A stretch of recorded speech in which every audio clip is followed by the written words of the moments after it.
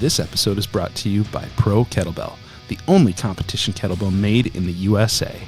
They're changing the game with 2 sizes of their patented kettlebell shape that is designed with anatomical cutaways that distribute the weight more evenly on lifter's forearm for faster snatches, crisper cleans, and more comfortable rack position on jerks. Plus, their wide base makes it more stable for push-ups, planks, and rows. And they are also designed for their level-up magnetic chip weights to fit perfectly inside, allowing you to incrementally add 1 or 2 kilos to your bells so that you can keep progressing safely without changing the physics on your ballistic lifts and saving a ton of space in your garage. Click the link in the episode notes or go to prokettlebell.com to shop now, and don't forget to use code TCKB10 to get 10% off your order.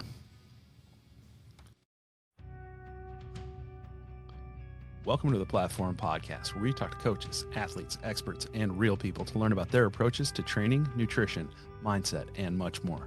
I'm your host, Jordan Kundi-Wright, founder and head coach of the Twin Cities Kettlebell Club, and our mission is to become our best selves through sport. Happy New Year, everybody. I hope 2026 is off to a strong start for you. We're kicking off the year with an episode that's all about building community and creating opportunities for athletes to step onto the platform. Today, I'm joined by Gianna Kreider and Stacy Gustke from the Las Vegas Kettlebell Club, here to talk about their upcoming event, Luva, happening Saturday, February 14th at Camp Rhino in Las Vegas, Nevada. If you're ready to compete, registration is $80 through January 15th, so you've only got about 5 days to sign up, and $90 after that through January 31st. Your entry covers 2 lifts, with each additional lift costing $15, and youth entries are $20 for anyone 16 and under. Virtual options are $25 per lift, with video submissions due February 11th. All the sign-up links will be in the episode notes, so please go register today. It is an AKLU-sanctioned event and will qualify you for Team USA if you hit rank 1.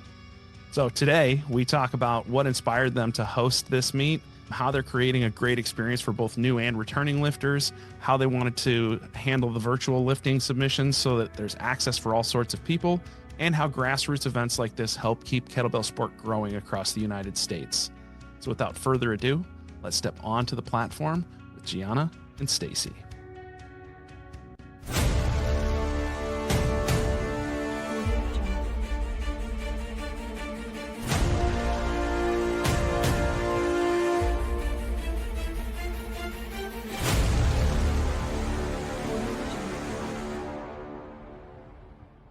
All right, welcome into this week's episode of the Platform Podcast. It has been a minute since we have been here, so I am incredibly excited to welcome in my guests, Gianna Kreider and Stacy Gustke from Luva out in Las Vegas, not California, Nevada.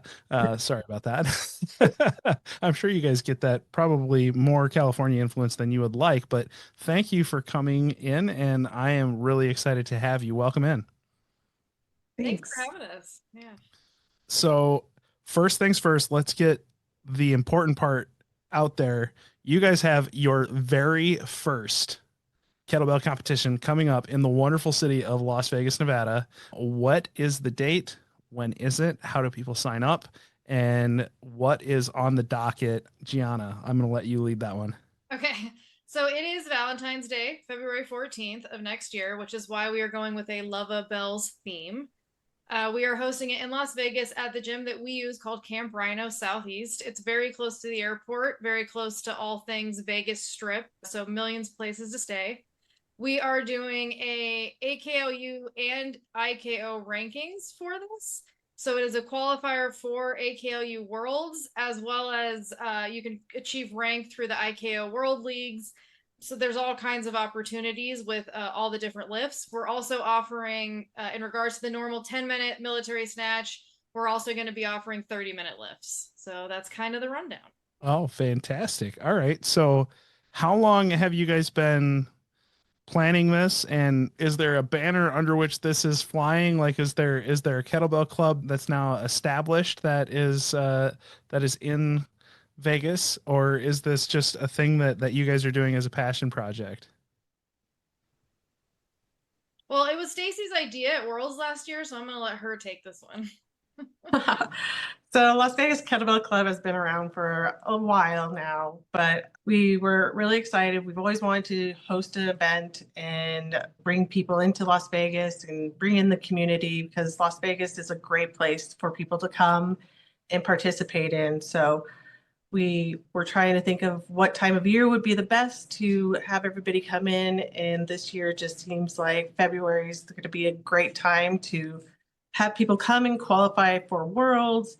There's not really a qualifier around that time of year. So we're really looking forward to putting on this event and getting a bunch of people in and participating.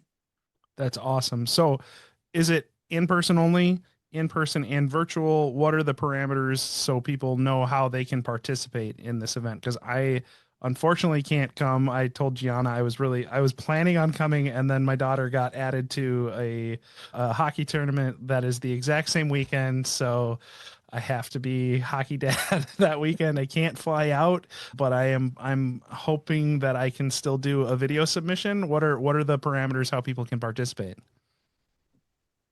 So we are in person and virtual. We've made virtual super affordable for this one. It's only $25 per lift to enter because we do want to make it What? very easy for people like you who cannot necessarily make it to Las Vegas to participate, still be able to do an amateur ranking to make world because I'm sure not everybody knows, but yeah, you can qualify via video submission for AKLU World's team through for the amateur lifts, just not for the elite lifts. And then obviously we have in person as well. All lifts will be from noon to 6-ish is what we're looking at on the 14th. Yeah, so I think that's basically any way you want to lift, just hit us up. And we have a website available. It's runsignup.com/lovabells. And that's like the We'll main. put the link in the bio. We'll put the link in the episode description for everybody. And that'll have all the registration info, all of the venue info, all of the highlights of the area. So anybody who's looking, a bunch of FAQs on everything that we're doing. We've tried to make it as like helpful as possible for new lifters, for seasoned lifters, for anyone who wants to come out and participate. That's fantastic. And I noticed that there is a peak of a virus shirt with a little Lova Bells Yeah, logo there, I see. LBKC logo. Yeah, love it. Oh, that's the Las Vegas Kettlebell Club one. All Yeah. right, love it. So That's we fantastic. actually, I'll go ahead and shout that out because that's an AKLU partner, but we have collaborated with Virus to put up a bunch of different pieces in a storefront. We have the official Lova Bells, but we also have LVKC merch. So hopefully we can drop that link in the bio as well if Definitely. anyone for that type of stuff. Love it. Okay. And since we're all in this for the massive prizes that come out of, kettlebell sport competitions, what are the prizes? What are the sponsorships? Just give your sponsors a shout out and any affiliations that are associated. You said AKLU, you said IKO. Anybody else that we want to make sure gets their shout outs because we got to make sure people that support the sport get their love. So yeah, we do have Pro Kettlebells is the official chalk. Their new iron chalk will be featured at the competition. We also had them donate about $1,000 worth of gift cards that we'll be giving out, and we're going to put up more information on our website and Instagram about how that's going to be awarded. We will have a local Imbalance Massage is going to be there offering free 10-minute massages to all lifters. So you'll be able to sign up before or after, however you want to manage that. We will also have Celebrate Cafe will be there. They specialize in protein treats and drinks. So we'll Nice. have them there to offer some snacks and goodies. And am I missing anybody, Stacy? Who else are we? Well, obviously Camp Rhino, they're partnering with us for the event location. I think that's it. Nice. And so now that we've covered a little bit about the event logistics and we'll make sure everybody can know how to sign up, let's introduce you guys. So Stacey, I'm going to start with you. Tell us who you are and how you are part of this whole event, and then we'll pass it over to Gianna. Well, I have been lifting for quite some years. I participated in local events. I participated in almost any kind of event, and I've gone to Worlds twice. I went to Poland 2 years ago and Milan this year. So great fun doing those things. And we're just really excited to have this event going on. How did you Now, how did you stumble into this sport? Because I feel like very few people get into this sport on purpose. So how did you find it, or how did it find you, or what went wrong in your life that you are now a Oh, so kettlebell many sport lifter? things. So no, I actually was going to a Vegas hot yoga class, and they happened to be having a kettlebell class. And of course, like everything, you're just like, ooh, I'll try that. Why not? Yeah, And sounds one like thing fun. led to the It'll be other, fun and then. now Tell I'm me. still doing it. Nice. What are your favorite events? What do you typically compete in? I guess we'll start with that. What do you typically compete in, and then what are your favorite events to do? So I usually do biathlon. Lately, I've been doing more snatch than anything. Gianna constantly tries to get me to do long cycle, and I reluctantly do it every once in a while. But I really participate in anything I can. I'll give everything a whirl. There's really nothing I'm too horrible at, so I can give it a good go no matter what. So, That's kind of how I'm like, I'm average at everything. right? I'm It's not like, oh, exceptional I at can struggle anything, but I'm by some of decent at that. It's everything. okay. That's okay, right? Like, there's nothing wrong with that. You show up, you lift some stuff. I'm not going to Yeah. embarrass myself, and I'm not going to like, go compete for any world championships, but that's all right. Yeah. The only thing that's a hard really pass is marathon or half marathon. That's like beyond I feel my like that's abilities. I feel like that's a different sport, honestly. Like not a fully different sport, but it's like such a different thing. Like marathon and half marathon like are just like different disciplines, and like they're There's yeah, something else. it's just yeah, it's kind of a different thing. And like pentathlon too. Like you guys aren't offering pentathlon, right? Like that's a Not whole this, other. not this year, but yeah, we both have participated in pentathlon before, and it's good fun. But like when it It's gets to like double pentathlon, that's a little much. Well, and as an event organizer, like it's one, yeah, it's and you get the inquiries where like, people are like, "Are you offering pentathlon?" And you're like, "Well, you're like only the second person that's asked me out of 80 people that are signed up, so like."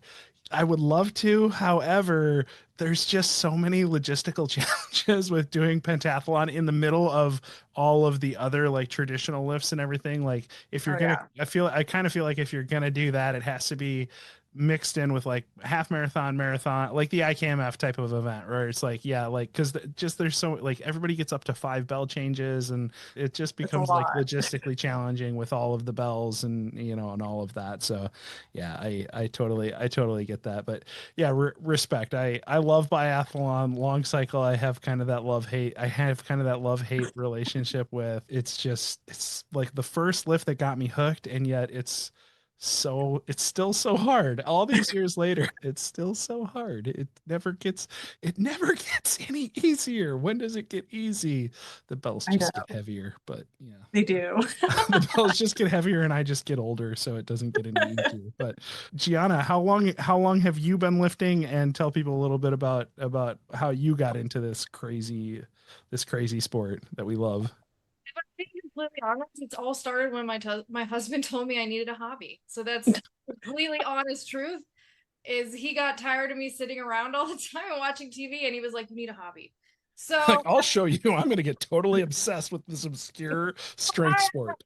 same thing as Stacy. Like I went to a gym here in Vegas and they offered kettlebell classes. And at the time, some of the teachers were kettlebell sport athletes. So I kind of got roped into that. And then 2019, they offered a competition in Vegas that I kind of set that like, okay, I'm going to do this. It's going to be like my challenge for the year or whatever. And then honestly, we went straight into COVID, and that kind of like just blew it up for me because like there was And then COVID I, happened. I need some kind of athletic something, and all the gyms here were closed for months. So it just kind of like that was something I could do at home and get a plan from Coach Moses here locally would give us stuff to do. And it's also something I travel a lot for work, so it's something I can actually bring with me, a kettlebell sometimes. And so it just helped me. That was just something that I could stay with. And kind of like you said, it's always challenging ourselves, right? Like it's the weight's heavier, the event is longer, but there's always a way to kind of push yourself even more in this sport, and not only compete against yourself, but then compete against others. And I think that's like a huge fun part of it. Have you ever gotten the like, what is this powdery white substance in your? You're like, I swear it's chalk. I swear to God, it's chalk. I get one of those little TSA, we checked your bag things, right? So like they're all And then I feel really bad because the poor lady that I gate checked, like I put it in a bowling ball bag. That's how I transport it. But I Yep. always have to warn the poor gate check person, like, it's really heavy. Sorry. Do you have it on wheels? Is it like you have the Yeah, wheelie so the wheelie bowling bag? it's like a wheeled bag. So because I Yeah. made a mistake one time of flying with it in like a normal bag, and then I was in New York City and I had to then carry it like 5 blocks to Really? the hotel. So it was like, oh, not the greatest thing in the world. So Little farmer carry workout, just carrying it to the hotel, exactly right. No, no issues there at all. Yeah. Well, so you mentioned you travel for work. I happen to know because we serve on the AKLU board together that what you do for work is event coordination, right? So not to put too much pressure on you, but this is going to be a pretty well run event. I generally have the feeling. There, I really hope so. Otherwise, it's gonna be bad for me, right? I have faith in you. I think it's gonna be awesome. I'm honestly like I'm obviously very, very happy for the reason I can't attend, but I am really upset that I can't attend because I wanted to be there for this especially as an inaugural event for I mean not that Vegas hasn't had a community, but this is one of the like first events that's come out of Vegas in a long time. I think Moses hosted some events I think back in the day. I can't remember for sure, but like it's really cool to see Vegas kind of coming back on the map. And it sounds like there's a pretty strong community like building there between what you guys are doing. And then, my buddy Jeremy Olson also has his club that's going out there. And it sounds like he's got a pretty strong contingent that's going to be in attendance as well. Is there a seminar that's coming on the day after as well? Am I misremembering that, or or you guys did a seminar actually? My details are fuzzy. I'm sorry. Well, we're not doing a seminar afterwards, but we have done a couple of workshops ahead of it to get people prepared. And we're actually going to do a couple more this month, or not this month, January, to get some more people involved and prepared and ready to compete. Oh, excellent. And how many people are in the Las Vegas Kettlebell Club at this point? Uh, What, we have like 15 people regularly show up? Yeah. Nice. yeah, That's fantastic. And is it an equal mix of men and women, or is it mostly women or mostly men, or what do the demographics look like? right now it's getting a little bit more equal. Like we've got quite a few men coming up and actually participating, which is really exciting. Oh, that's excellent. That's excellent. I'm really excited. This is going to be super fun. I'm very excited. I love that you guys are making it really accessible too, virtually. Like that's fantastic. I hope you guys get a huge enrollment from that because that should be really fun. And I think Gianna, we know for sure where Worlds is actually happening now. I think this is with WKSF Worlds, they've finally announced that it's going to be in Moldova, right? Like for Last thing that came out was they're 80% sure it's happening in Moldova. oh, okay. I think why they haven't officially announced it, but yeah, it's all rumors are swirling to Moldova. The swirling rumors are Moldova. I thought that was official, but that's why I was like, yeah, maybe, maybe not official, but okay. But regardless of where they end up deciding Worlds is, it's something you can qualify for at this event, which is excellent. So I'm pretty excited about that. Now, I'm gonna probably touch a nerve here. I'm pretty hot about this, to be totally honest. There was just a rule change, basically, or a ruling, I'll say, that came out from the WKSF where they have now decided that 12-minute military snatch elite category for women now is a 24 kilo bell and not a 20 kilo bell anymore. And I'm just gonna go ahead and say that's kind of horseshit because some of us, Gianna, to be specific, and other people like athletes that I train have been training on the 20 kilo bell for a hot minute trying to get ready for Worlds, and WKSF just made a ruling that now the elite weight is no longer a 20 kilo but now is a 24 kilo bell for women. So Gianna, I'm going to shut up and let you let you give your opinion on this because it affects you very, very directly. Where you got first place in the 20 kilo military snatch, if I remember right. Yeah.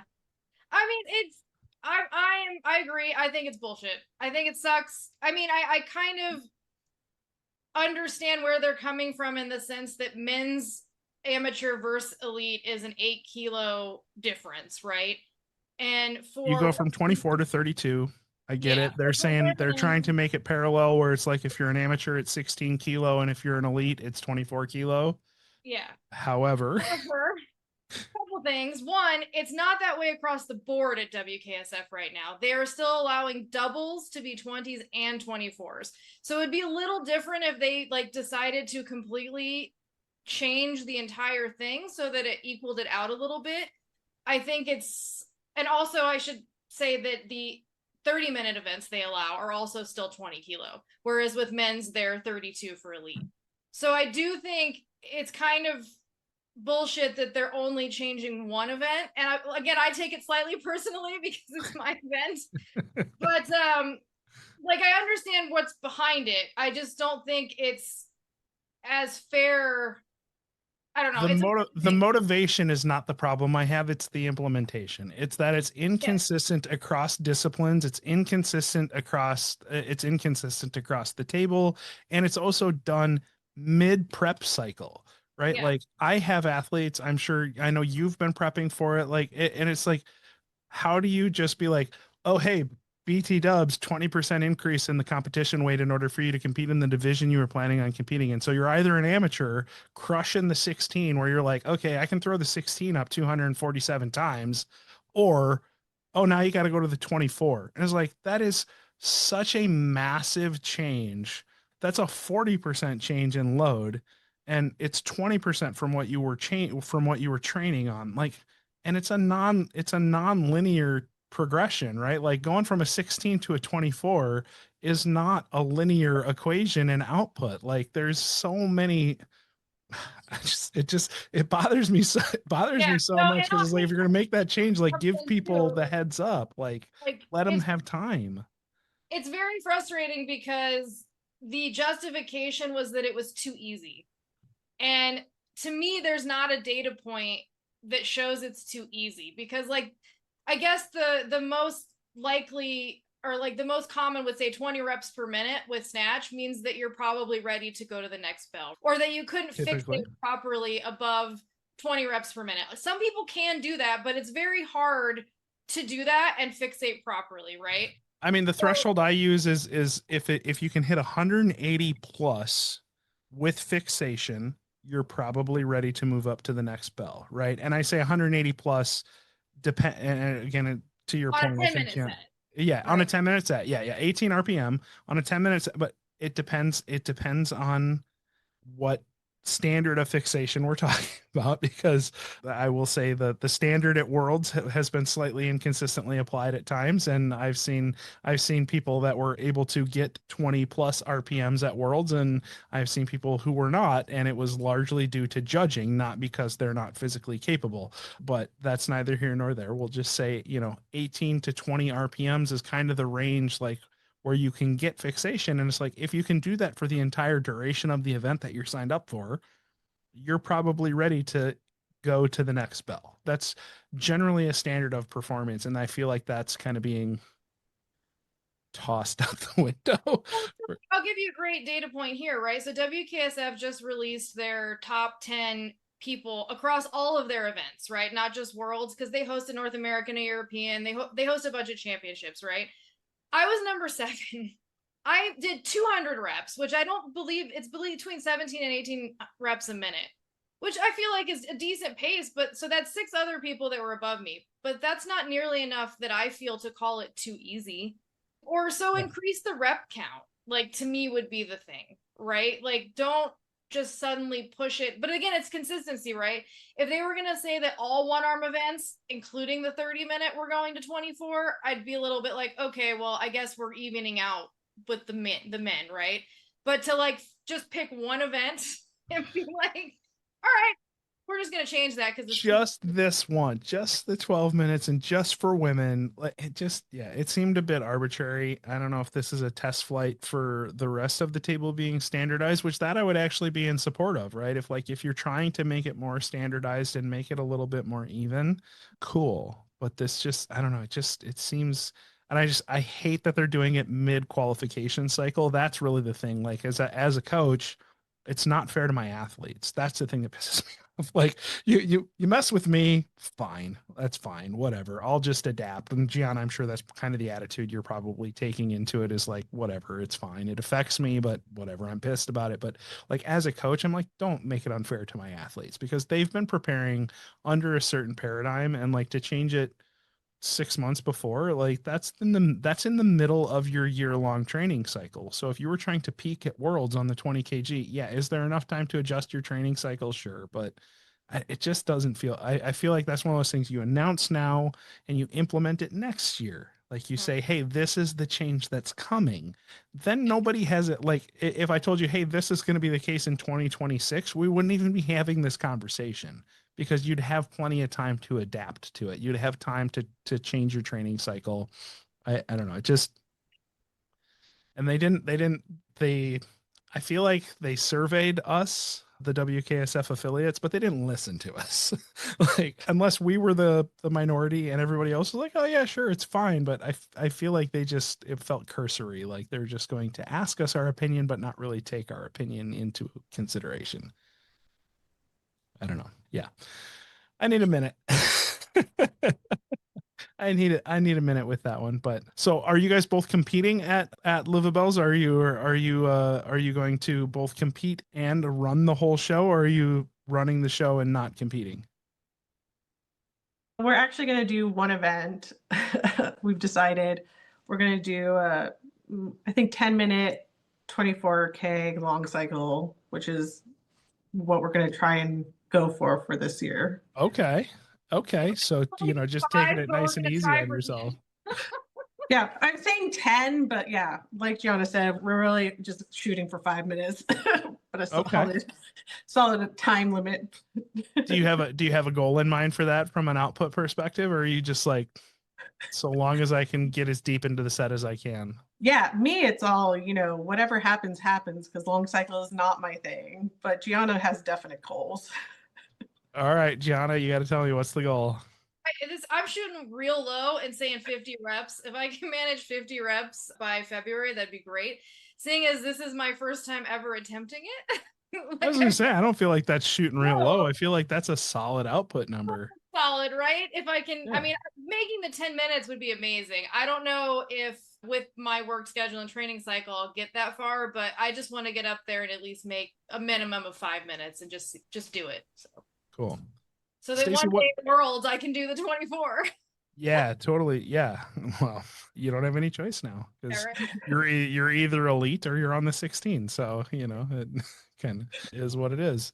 Stacy, so I don't know what you do for work, actually. So I was actually going to ask, like, what do you do? What do you do for work? How do you fit training into your other demands? So I work in construction. I actually sell cabinets to production and remodels. So I work from anywhere from a basic standard house to a very, very custom house, all with cabinets. So fanciness.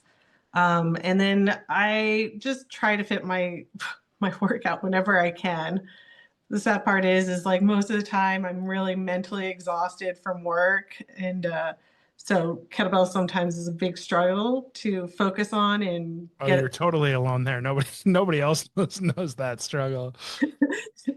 It's just one of those things, right? Like you're just like, oh, I really want to lift today, but everything just seems exponentially heavier. I have I don't even want to lift today. God, why is that sitting there taunting me? And I know I'm supposed to pick it up today. I know I'm supposed to do things with it, but I'm so tired. I know. The sad part is I can't work out at home. I'm just like not that person. Like I have bells at home and everything, but like me physically, it's just like, no, it's just so much heavier at home. So I have to go to the gym and do it there. Oh, so that mental separation helps you. Like, is that a crucial part for you? Like being able to like separate, home from training mode? Yeah, I mean, like I would love it if somehow I could figure out a way to work out at home, but that's just not in the cards for me. I'm just everything like a little 10K feels like 24 at home. I don't know why. I understand. That is actually one of the things that I find myself struggling with too at times is like my bells are literally right behind me, but this is where I do all of my day work too, and I'm like, I have my computer here, I have my bed right behind me, and it's like it's all like all in the same spot, and the lack of mental separation sometimes, like there are days there are days when it's like who turned up gravity, because it just doesn't feel right. I do miss kind of having that dedicated space where it's like, okay, I'm done with work now, I'm going to get in my car and drive to the gym, and like you have that kind of switching of modes that is a bit helpful, I find. So it sounds Oh, like you're yeah. kind of wired similarly. Yeah, I mean, like everything's easier when you go to the gym. The chalk's there, the bells are there. You can go as light or heavy as you want to. You can mess around and lift really heavy one day, or just be like, "Oh, I feel really strong, and I'm going to lift this," and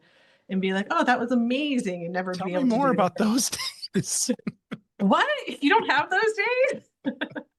Not recently. No, I literally just have those days where everything feels heavy and it's like everything hurts and I'm dying. But That was me the other day. I was like lifting, and I was just like, "I feel so weak. I don't know what's happening here." so you mentioned when you start when you introduced yourself, you've been lifting several years. That is a very nebulous term. Like, so I'm really curious, like how many years is several? Because when I say several years, I say that not realizing like, oh no, that's no longer an accurate descriptor, because I've been in this since 2009. So like several is no longer an accurate term. So I'm curious, how long ago did you pick it up? I don't know really. I have to have been probably lifting probably now 10 years, I guess. Okay. So I I've don't mean been, that to out you. Like, I'm not trying to make no, you it's feel fine. old. I just like, I'm I'm the just worst saying. with dates. Like Gianna knows it and everybody knows it. They'll be like, "What'd you do this?" And I'm like, "I don't know. A Yeah, couple, time is couple meaningless. It years." all it all blurs together, right? It's all in the same. Exactly. Yeah, I totally get that. Gianna, you've been lifting a long time too, right? I can't remember. I know we've talked about this before, but I don't remember when you started lifting. I feel like you've been in it for a good a Yeah, good minute too. 2019, which, like you Okay. said, doesn't feel like 6 years ago, but I guess it's been a while. It's it's Right. yeah, it's definitely the time all blurs together. COVID still feels like yesterday. I don't know if that's a trauma response but it still feels like yesterday. And do you guys both work with Moses? Yes. Oh, Yes. fantastic. And how long has he been coaching you guys? The whole time for you, Gianna? Yeah. And same for you, Stacy? Yeah. Pretty much the whole time for me. I think maybe, yeah, no, pretty much the whole time for me. Yeah, it started for me in 2020. So like I had kind of just been going to the gym and coaching myself, I guess, and just trying it out. And then once I got really into it, I reached out back when Moses had Kettlebell Sanctuary, which was like his own gym. I reached out, actually did a seminar the day after the 2019 competition, and then kind of got more involved with his stuff. So. That's awesome.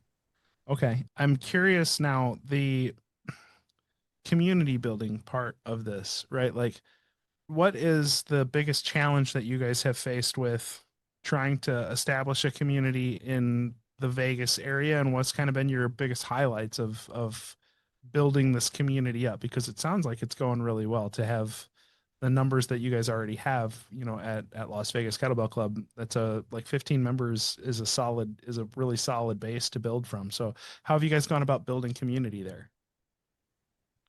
So, I mean, our community is very odd because like everybody's timetable is so different in Vegas. And I think that's the biggest struggle sometimes. Like, obviously, when Mo had Kettlebell Sanctuary, it was a lot easier for lots of people to come and participate.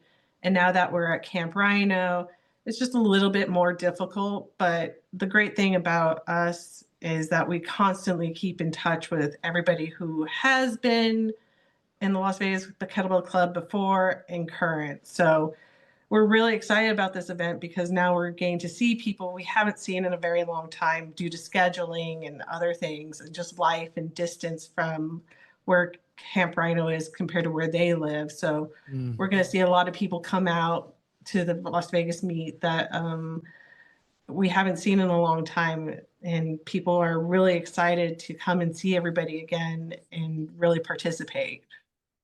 How distributed is the Las Vegas metropolitan area? Because I literally don't know how sprawled it is compared to like other cities. Because my experience, like most tourists, is like old Las Vegas, new Las Vegas, and that's pretty much it. Yeah, everything is like 30 to 40 minutes away, which doesn't seem that crazy, but like in Vegas terms, it's like, oh my God, that is so far. But like in California terms or anything like that, they're like, oh, that's not that far. But Yeah. when you have to drive from one side of the town to the other, even though it's only 30 or 40 minutes, sometimes Vegas traffic is just daunting. So we're just a little spoiled here when everything's relatively 15 to 20 minutes to get to places. That's how it is in the Twin Cities. And like the only reason that I fully appreciate that is having lived in Chicago for as long as I did, where it was like 15 to 20 minutes might only be 2 miles from where your current location is, depending on what traffic is, which is why Chicagoans describe things in minutes and not distance. Cause they're like, oh, it's a 30-minute drive to get there. And you're like, but it's like 4 miles away. And like, yeah, but you got to go here and up Lakeshore and out and you're like, oh, okay. Like so you kind of get that. But for people that grew up here or that grew up in Vegas, it's like, oh, 40 minutes. Oh my gosh. That's like, They're like, oh, that's forever. so much further than I normally drive. Cause like my brother is in town from Chicago right now. And like everything's 15, 20 minutes from like, there's nothing that takes us that long to get to here, unless you're going from like corner to corner, then it's that like, oh yeah, it's 50 minutes from like the northeast corner down to the southwest corner. But like, other than that, it's not like Los Angeles or Chicago or New York, right? Whereas like the traffic is measured in minutes, or that you don't measure distances. You just talk about how long does it take you to get anywhere. So true. So what's been your guys' strategy for I don't know, I'm going to say bridging that distance or trying to get people to like incented to be willing to make that 30-minute drive or whatever. Like how's that going so far, and what are you guys doing to build the community locally? Going pretty well. And kind of what Stacy was saying, we've gone through several iterations of Las Vegas Kettlebell Club. And I think just having an event and promoting the event has brought a lot of people back because, a lot of people, they don't necessarily travel for events for like a first time or like kind of a part-time lifter. But if it's in your city, you're willing to make the commitment to start, training and getting to that point because it's going to be somewhere local. So that's like a lot of the people have come back, and just like Coach Mo is really great at teaching fundamentals, especially. So people will come in. We have a few nights a week or mornings that we like, that's the times that we all come in. And if you can come in, you can. If not, that we work out together. And it's really nice to have such a wide variety of like newbies versus, people who've been around a long time, people who are coming back into the sport. Like we have a wonderful couple, Tom and Pam, who Stacy's known forever. They're I think she's 70 and he's 65 or 66, and they're going to be competing. But they took a break and did CrossFit for a while because they're beasts. And then now they're like, oh, kettlebell's having a competition now. Like, let's go start working out and like do that again. So all right, shout out to Tom and Pam. Hell yeah, let's fucking go. They're amazing. Love that. But yeah, like I think it's also been like crazy enough. We started an Instagram, and it's been a huge help in just getting the word out. And I've had random people reach out to me like, hey, we're visiting. We want to come work out. Hey, I live, an hour away. Can I come down one time and like borrow a bell or just like work out with you guys? And so it's like really been the power of social media, right? We've really been building a lot of our community by just putting out information. And, I put, it's Vegas Kettlebell Club is our Instagram, but we put a lot of information. We do videos on fixation. All the rank tables are on there. Like I try to just promote education of the sport. So if anyone has questions, I can kind of direct them there, and they can just like go back through posts and see like just tons of information. I love that. Like literally the first page I built on my site was WTF is kettlebell sport, because like that was literally the number one question people ask me when I'd be like, yeah, I do kettlebell sport. They'd be like, what the fuck are you talking about? I don't know what that I don't know what that is. The amount of times my husband is like, I'm trying to explain what you do and I don't know how. Like I can't. I was like, just show them a video. And he's like, I still don't know how to do it. Let me just tell them I pick up heavy things and Yeah. I put them over my head until my soul hurts, and then I put them down. or until the voices go quiet in my head, and then I stop. Like I don't know. It is a very unique thing to describe. But do you guys get a lot of I'm going to say tourists or transients, like, cuz Vegas is obviously really big for tourism. You get a lot of conferences there, people that come in from out of town, you know, they're in from Toronto, or they're in from wherever, right? Do people pop into the Vegas Kettlebell Club when they come in? Is that something that's part of your pipeline, I guess would be the word I would use? Yeah, we've had a few. Like we're building, like people have reached out and said when they come. I think so far two or three have actually come, and Mo has showed up and like just gone through some training and stuff and helped him out. But I mean, we've extended the offer, and like I said, I just try to promote it on, social media and stuff, that like anyone who wants to train, just let us know, because we have set times, but also like because we kind of have a unique relationship with the gym. Like we're basically allowed to kind of do a drop in, and people can come and pay and do a drop in whenever they want. We just need to make sure that one of us is available to meet the person. So Yeah. Yeah. Excellent. That totally makes sense. And where is it you said it's relatively close to the strip and to the airport and everything. Again, I've only been to Vegas twice, and we'll just say one of them I remember very vaguely. So not an uncommon story, I'm sure. Where are you guys located in the metropolitan area? So it's like less than 10 minutes from the airport, I think. It's the southeast part of town. And I would say about 15 to 20-ish minutes, depending on what area of the strip you're going to get from there. There's also, being Vegas, like a million hotels. So there are hotels that are pretty close. The gym itself is in a nice shopping center with food and a grocery store and all kinds of stuff like that. So it's actually really convenient for like an event like this. Oh, fantastic.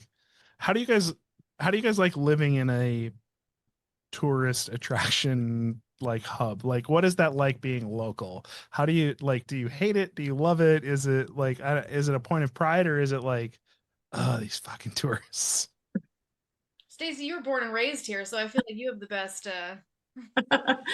Yeah. So, I mean, I've lived my whole life here, and it's just one of those things that locals really never go to the strip, unless people are in town and want to go down there. And I mean, the great thing is there's so many great food places to go on and off the strip, as long as you know what you want, that like it's really amazing just to go to places and enjoy it. And there's so many more activities now that are on and off the strip, that if people don't like the crowds of the strip, that you just go to the other off, strip places, and it's just as good as being on the strip. All right, I'm gonna put you on the spot here, because this is one of my favorite things Oh. as a Chicagoan, and now being in the Twin Cities, when people are like, well, where should I go?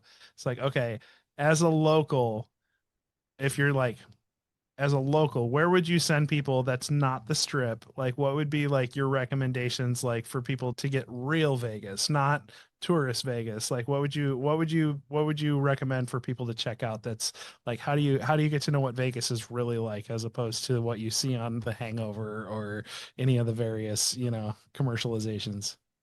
I mean, if you're looking for like a nice, cute time out, going to Boulder City is always an amazing time. It's like stepping back to like a small town feel. You can walk up and down downtown, and there's just so many good food places down there. And then also you can go up to, I think it's called Heritage Park, and actually bighorn sheep go down and eat the grass there, which is just amazing. And then you can always go down to Lake Mead and stuff and just have a good time out. There's just so many places in a sense that you can go to. Like we have pickleball everywhere and things like that. It just depends on like how Why active is you are. pickleball so popular? I don't know, get right? it. I'm all about food, so like I love food places besides playing golf. I love to golf also, so there's great golf Nice. courses all around the valley at different price points. So I love being outdoors and enjoying things like that, but I'm also about the food and there's just How have you found that you've been able to translate like your snatch technique to your golf swing? I wouldn't know. I don't think so. I mean, like because it's weightlifting, it does help with your swing in a sense because, with hip motion and things like that, you do get more impact when you're hitting the golf ball. But, any type of weightlifting is always going to be helpful with golf. I see. I agree with you, but I found snatch to be more helpful than anything else. Like, and it's one of those things that I Really? actually recommend. Yeah, because the timing of it, right? Because you have to get the weight shift. You have to get the back. There's the backswing and the upswing, right? Like, there's a lot of there's a lot of parallels. And unlike jerk, where it's like straight up, straight down, or long cycle where it's like swing it and then go straight up, straight down. Like snatch is very fluid and it's very like there's some rotational components to it. So it's like the one Yeah. lift that I feel like, and for me, like my biggest problem, maybe I'm just like projecting a little bit, but it helped me a lot with my golf game because like one of my biggest problems coming from an Olympic weightlifting background, my dad actually used to tell me like you need to be less explosive, and my brother thought that was hilarious, like him telling me like he's like he literally spends like 10 hours a week in the gym working on being explosive. You can't tell him to be less explosive.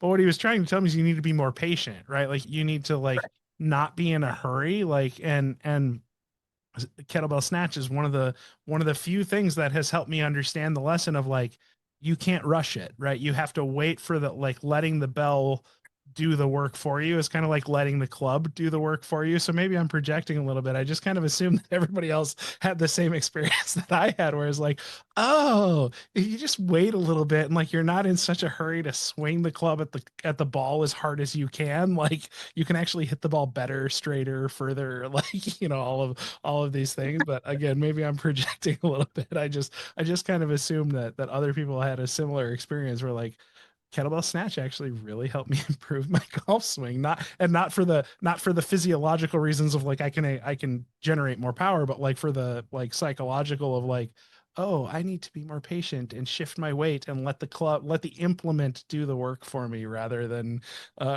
trying to be aggro aggro gorilla Well, man. I hate to say it, it's kind of more of a guy problem than a girl problem with golf. Guys love to manhandle it and just hit the shit out of it. And girls, What? it's all about the techniques. I mean, I think that's fair. I do, I do think that's probably a fair point to bring up there. Uh, well, Gianna, what about you? What are your like real Vegas places, or like how do you get the like actual Vegas experience, or what are the things that you like from living there? Outdoorsy, like Red Rock Canyon is here. So if you do rock climbing or just like hiking, like there's so many trails and just like outdoorsy things. Obviously not in the heat of summer, but in February it's a great time to go hiking. Especially if you're coming from my climate, like just that's another part of the reason I'm sad I can't make it out there. I'm like, God, February would be a great time to go to Vegas because I'm going to be freezing my balls off. But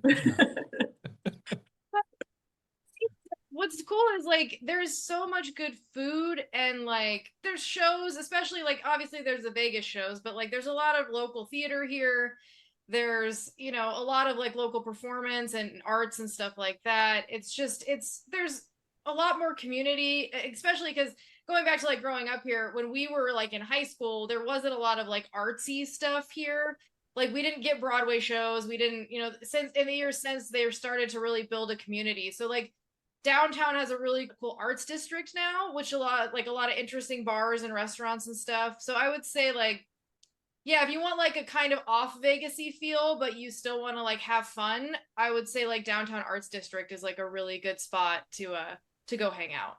Or yeah, I Fremont. think that's I Fremont's think like that's the hard part for a lot of the tourists is like, and I'm one of those who've said the same. I'm like, Vegas is great for like 48 to 72 hours. Then after that, I'm ready to go home.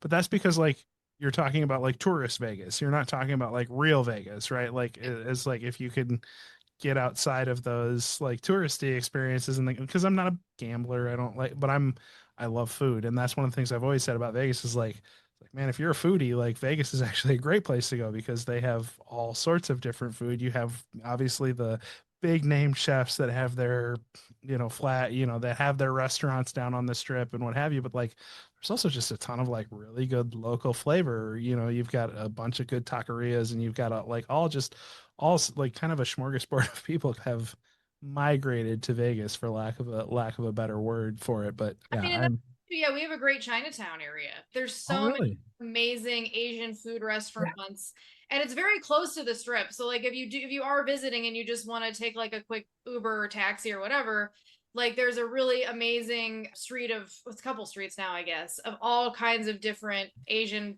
restaurants, and sushi's huge here. Like you think it's weird because we're in a desert, but a lot of these places fly in fresh fish all the time, and so there are some like really excellent sushi It's spots. not, I mean, it's not as weird as sushi in Minneapolis, right? Like you're closer Yeah, to the right. coast than we are, and there's still good sushi places here. So I get that. But yeah, I would not have expected. I mean, I could see like, especially with the California migration of people that have kind of come to Vegas, I could see like that influence, but I would not have anticipated like, oh yeah, sushi's huge here. People just fly in their fish from California, but And we're super spoiled because all you can eat sushi is a big thing here. So like we're Yeah. used to paying like a set price and going ham.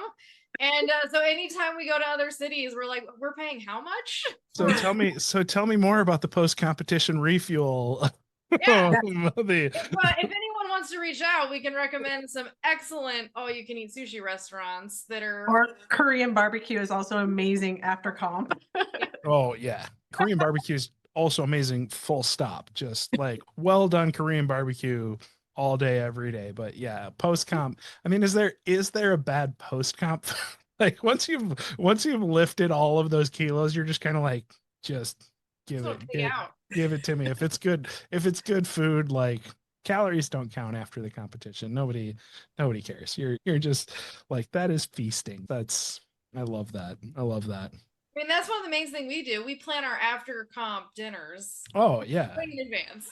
I feel like I have kindred spirits because like you're both like, yeah, like it's really about the food for me. And I'm like that, like I told people like when I go to a new city, I travel through my stomach. I'm like not worried about like what are the tourist attractions or the art gallery. Like I love all of that stuff, but I'm like, okay, where should I go eat?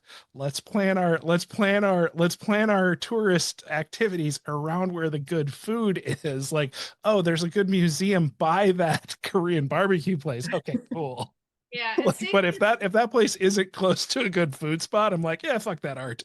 I want to go eat something good. it's always a struggle too. Stacy gets annoyed because I'm always trying to make weight before competition.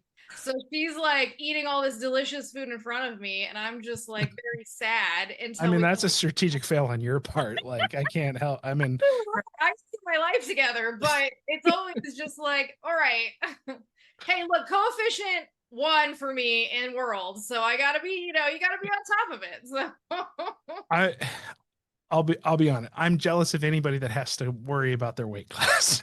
I'll just put it that way. If I get to the point where I have to worry about my weight class, I will be very proud of myself because that will mean I've worked really hard to get to that place. But I am a large human since birth, and I don't think that's likely in the cards for me. But neither here nor there. But I do want to be respectful of your guys' time. I really appreciate you guys coming on. So I'll give the question I love to ask people, as the clincher is, as people that are experienced in this sport, and have performed at pretty high levels, what would you recommend? What would you give as a tip to a new lifter, who's coming into the sport or relatively new to the sport? What would be something that you wish somebody had told you back when you were just getting into kettlebell sport? Like, what would kind of be the one thing that you wish somebody had told you when you were just starting your kettlebell sport journey? Stacy, I'll start with you. Oh, I don't even know what that would be. My biggest thing with everybody is fixation, and it's one of the hardest things to really get a good handle on. And sometimes it's really difficult because, there's that beginner's person who is lifting really light and can't feel the bell. So fixation is hard to feel. And finally, when they get some, progress under them and start to actually feel the weight, it becomes one of those challenging points where people don't want to hurt people's feelings in a sense, in telling people that they aren't fixating right and things like that. And it's just really keeping it an open mind and, listening to people and like taking it as the advice that you can get, because, fixation is a very delicate thing, and, everybody struggles with it at some point, of their lifting lives, and, continue to struggle with it. So like really just taking anybody's advice, especially if you ask for people to look at you and see if they have any opinions on your lift, and, take it with a grain of salt in a sense of like, and just see how you can improve, because nobody's perfect, and, everybody continually needs to improve no matter how long you've been doing it. So if I can rephrase that back, you're saying like, make sure you ask people for feedback on how you're doing technique wise early on, and getting that feedback on, especially on your fixation, and then being open to it, because it's something that even long-term lifters are sensitive about, but it is the key to actually making your reps count, right? Like, like nobody likes to be told they're doing something wrong or being like, ooh, that could be better. But, the thing is like, we don't get to see ourselves most of the time in the mirror, and other people get to watch us. And so we have to take that feedback somehow. Well, so. and I always say, better from a friend than from a judge, right? Because nothing sucks worse than having a judge be like, no count. And you're like, oh. Right. Yeah, no, absolutely. I mean, like, it's a delicate thing where like, I don't give people my opinion unless they ask, because, not everybody all the time. I give you like side eye of like, what was that? What happened there? Like, that's your point. I just asked her yesterday to watch me, because as I'm going up to a 24, I'm feeling not great, and she's like able to give me, like, her feedback was, hey, you're over gripping and you're clean, and I was like, you know what, you're right, and I'm wearing myself out. So like, thank you, because like I just need someone sometimes to be like, work on it. Another set of eyes is always good. I love that. Yeah. And that's from I mean, I know you're roasting her a little bit. It's like, I call bullshit, but that's a friend looking out for you, being like, you're over gripping a bit there. Like, you're working harder than you need to. It's that tough love concept, right? You don't want to tell somebody that they're not fixating, or you don't want to tell somebody that, hey, you're over gripping that bell, but you also know that, hey, if I tell them that, maybe they're gonna it will help be better and probably get a couple more reps in at the end of the day. It's always meant for a good help.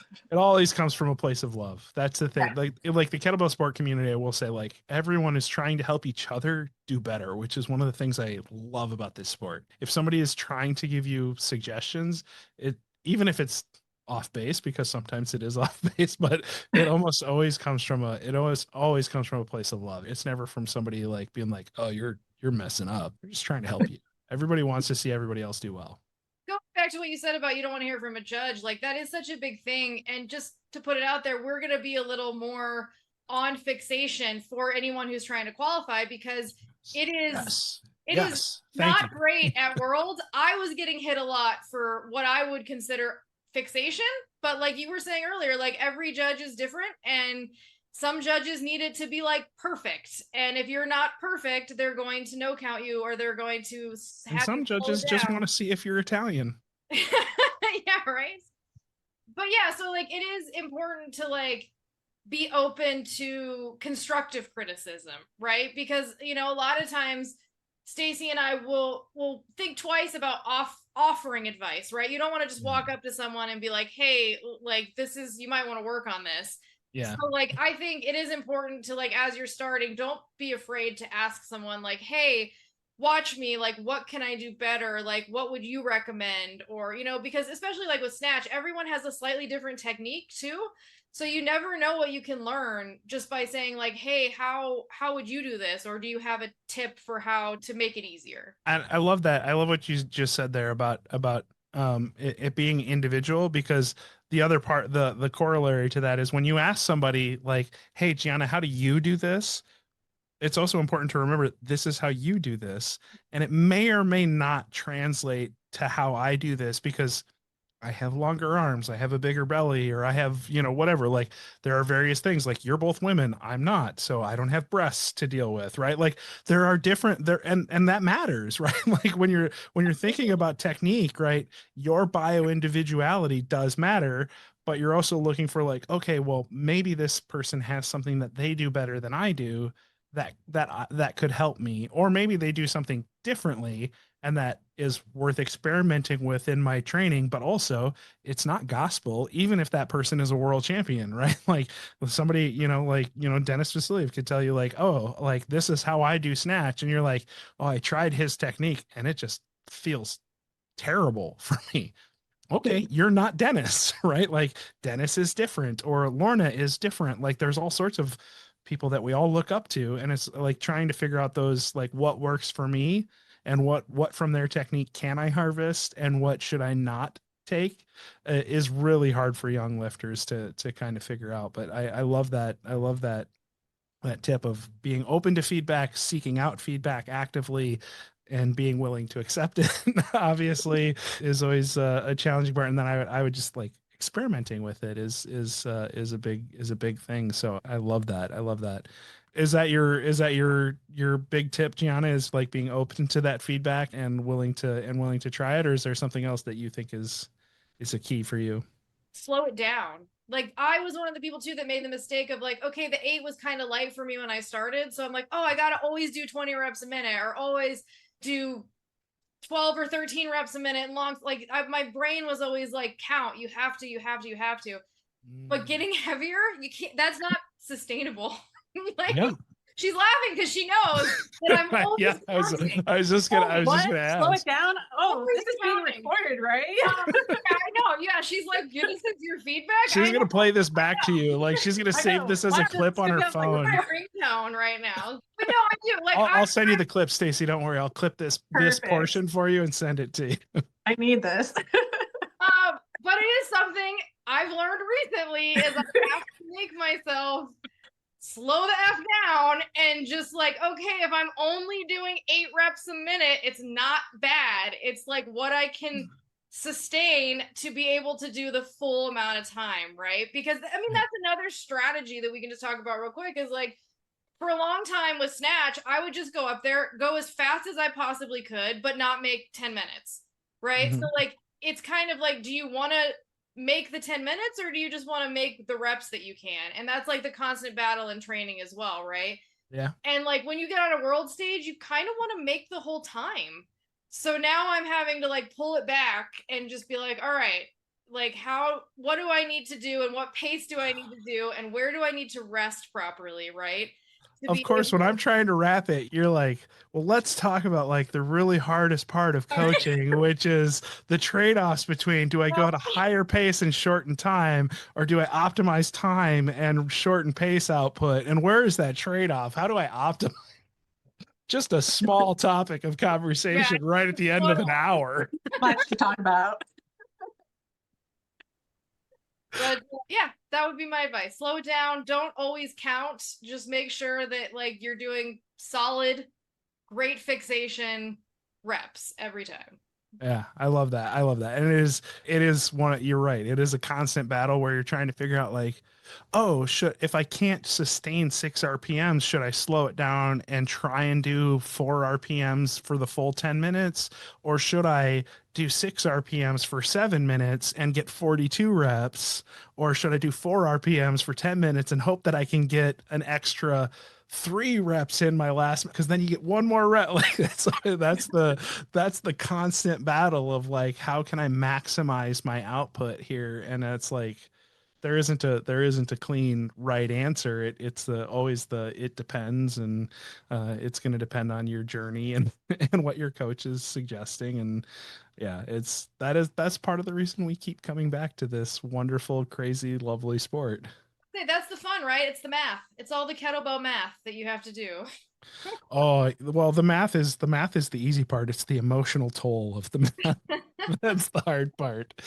But I love it. Thank you guys. Thank you guys so much. I really appreciate you taking the time here. How do we follow you individually? I know you've got at Vegas Kettlebell Club is where they go to follow the club and learn about Luva Bells, which is coming up. It's February 14th.